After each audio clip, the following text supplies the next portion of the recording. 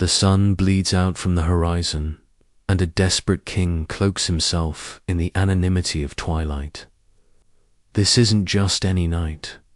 It's a night steeped in fear, a night that will seal the fate of a kingdom. This is the story of King Saul's final, desperate gamble. Saul, the first king of Israel, was a man cornered. The Philistine army, a fearsome and relentless tide of iron and fury, was gathering on the plains of Shunem. Their numbers were like the sand of the seashore. Saul looked upon their camp, and his heart trembled with a paralyzing dread. God, who had once spoken to him, was now silent. The prophets were silent. Even the Urim and Thummim, the sacred lots used to discern God's will, gave no answer. Silence. In the face of annihilation, the silence of God is the most terrifying sound of all. Abandoned by heaven, Saul turned to the forbidden arts of the earth. He had once purged the land of mediums and spiritists, obeying God's command. But now, in his darkest hour, he sought the very thing he had condemned. He disguised himself, shedding his royal robes for the humble garments of a common man. With 2 trusted companions, he journeyed under the cloak of a moonless night, deep into enemy territory, to a village called Endor. His destination, the home of a woman who was said to commune with the dead. Imagine the scene. A small, dimly lit hovel. The air is thick with the smell of herbs, incense, and something else. Something ancient and unsettling. Shadows dance and writhe on the walls, thrown by the flickering flames of a meager fire. Saul, his face etched with anxiety, his voice raspy with fear, makes his request to the woman. Bring up for me the one I name. The medium is hesitant. She knows the king's decree. This practice is a death sentence.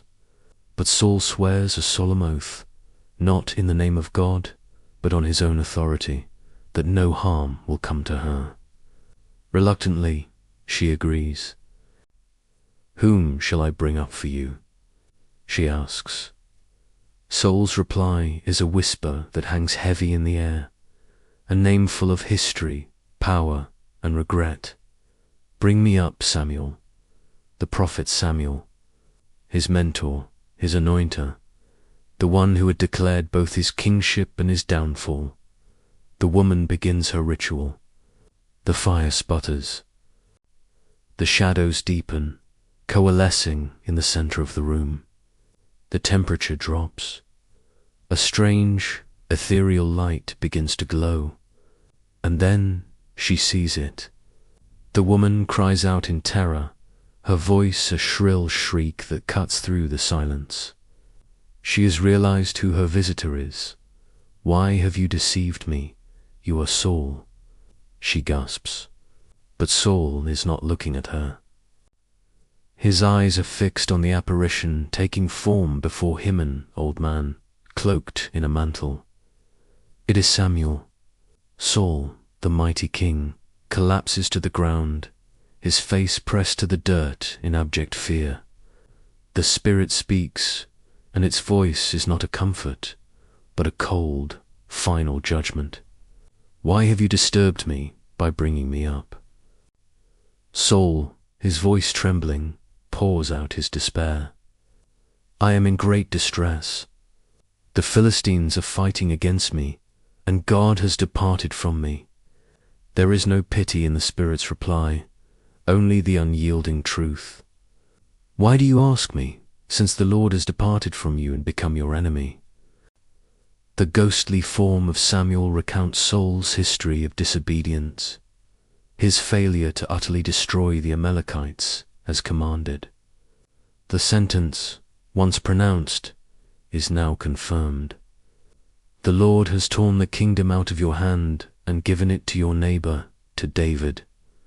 But the prophecy doesn't end there.